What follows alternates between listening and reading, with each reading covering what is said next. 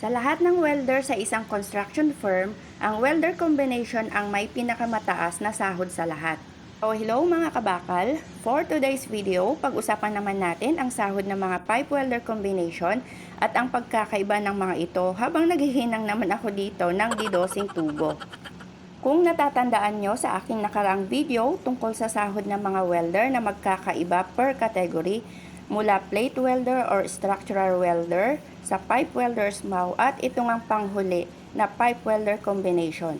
Bali, ito na yung part 2 ng ating video. At dito nabanggit ko nga na mas mataas ang sahod ng mga pipe welder combination kaysa sa ibang welder. Pero bago natin pag-usapan ang pagkakaiba ng sahod nila, sagutin muna natin yung tanong kung sino nga ba ang mga pipe welder combination. So, para sa mga di pa nakakaalam, lalo na sa mga baguhang welder at mga aspiring welders dyan, ang mga welder combination o sa ibang tawag ay combo welders. Sila ang mga welders na dalawang welding process o mahigit pa ang alam nilang gamitin o qualified silang maghinang gamit ng mga ito. At ang halimbawa nga nito at very common na gamit ng mga combination welders ay ang GTAW or TIG welding na may kombinasyon ng SMAW or FCAW or GMAW. Magkakaiba naman ang sahod ng mga welder combination depende sa kung anong klase ng tubo sila qualified maghinang o kung anong WPQT ang kasalukuyang hawak nila. So, ano nga ba yung mga tubong qualified na hinangin ng mga combination welders? Eto sila mga kabakal. Una ay yung mga welder combination na carbon steel o mga ordinaryong klase ng bakal lang ang pwede nilang hinangin. At sila din ang mga welder combination na may mababang sahod sa mga welder combination. Pangalawa, mga welder combination na qualified maghinang ng mga carbon steel at stainless steel na pipe. Mas mataas naman sila ng konti sa sahod ng mga carbon steel welder combination.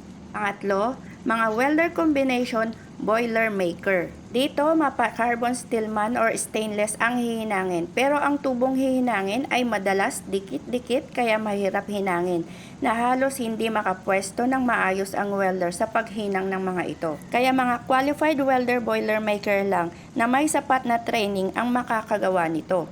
Ang pang-apat at huling welder combination na may mataas na sahod ay ang mga welder combination na qualified maghinang na mga heavy wall na tubo at mga pressurized vessel under ASME Section 9 Qualification of Welding Procedures and Welders. Sila yung mga welders na qualified maghinang ng mga makakapal na tubo or pipe at mga pressurized vessel pipe.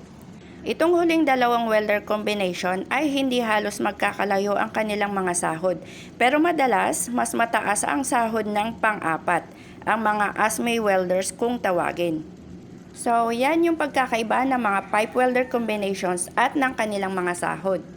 But again, gaya ng lagi kong sinasabi, depende pa rin ang sahod nila sa company kung saan sila nagtatrabaho. Ang purpose lang ng video na to is at least magkaroon ng ideya ang mga baguhang welders tungkol sa pagkakaiba naming mga welders at kung bakit hindi pare-pareho ang aming mga sahod.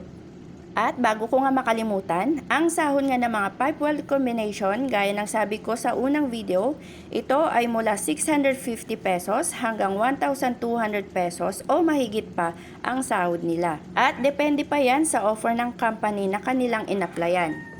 So, para naman sa mga baguhan dyan, hopefully nabigyan ko din kayo ng ideya kung hanggang saan ang pwede nyong maabot kung gusto nyo pang i-upgrade ang nalalaman nyong skills sa welding. And to add more, ang welder combination ang pinaka-in-demand na welder sa abroad ngayon at sumasahod ng malaki compare sa lahat ng mga skilled workers.